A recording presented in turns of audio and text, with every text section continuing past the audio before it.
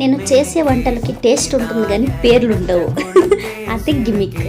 ఇప్పుడేంటంటే రాగి దోశ చేసా, దానికి కారం చేసా. అదేం కారం అని మీరే పేర్లు పెట్టుకోండి.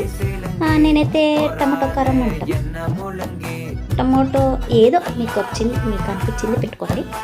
ముందుగా ఇంకా రాగి దోశల్లోకి ఏమేమి వేసుకుంటానంటే క్యారెట్, కొత్తిమీర, ఆనియన్ స్లైస్గా కట్ చేసి వేసుకున్నా. అంతా కలిపేసుకున్నా. సోడాపొడి కొద్దిగా వేసుకున్నా, ఎందుకంటే దోశలు పొంగాలిగా రొట్టె రావద్దుగా, అందుకని సోడాపొడి వేసుకున్నా. బాగా కలిపేసుకున్నాం. చేత్తోనే కలుపుకున్న, అది ఉంటలు రాకూడదు అని. అదేమో సైడ్ పెట్టేసా కలుపుకున్నది. ఇప్పుడేమో కారం రెడీ చేసుకుంటున్నాం. ముందుగా నూనెలోకి జీలకర్ర, తెల్లగడ్డ, మీరు పచ్చిమిర్చి అయినా వేసుకోవచ్చు, ఒట్టిమిర్చి అయినా వేసుకోవచ్చు. నేనైతే ఒట్టిమిర్చి వేసుకున్నా. ఇంకా ఒక్క ఆనియన్ వేసుకున్నా.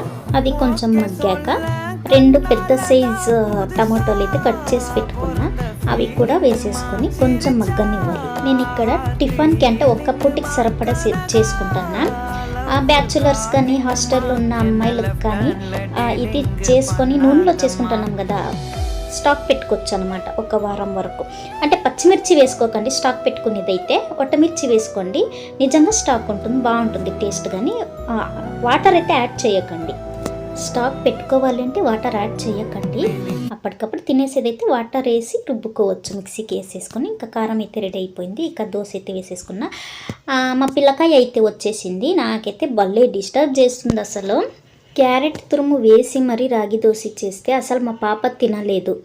పిల్లలు అల్లరి చేస్తారు, తినరు, అది ఇది అని అంటుంటే ఏమో అనుకున్నా. మా అక్క కూతురు వచ్చిన తర్వాతే పిల్లలు అంటే ఇది అని అనిపించేసింది నిజంగా. ఇక మా ఇంట్లో టిఫిన్ అయితే రెడీ అయిపోయింది. వేడి వేడి రాగి దోశ కారం. మీకు నచ్చితే లైక్ చేయండి, సబ్స్క్రైబ్ చేసుకోండి, బెల్ ఐకాన్ని క్లిక్ చేసి ఆల్ యాక్టివేట్ చేసుకోండి. అలాగే ఈ కారం మీరు ట్రై చేయండి, బాగుంటుంది. బ్యాచులర్స్ అయితే కంపల్సరీగా ట్రై చేయండి. Bye bye.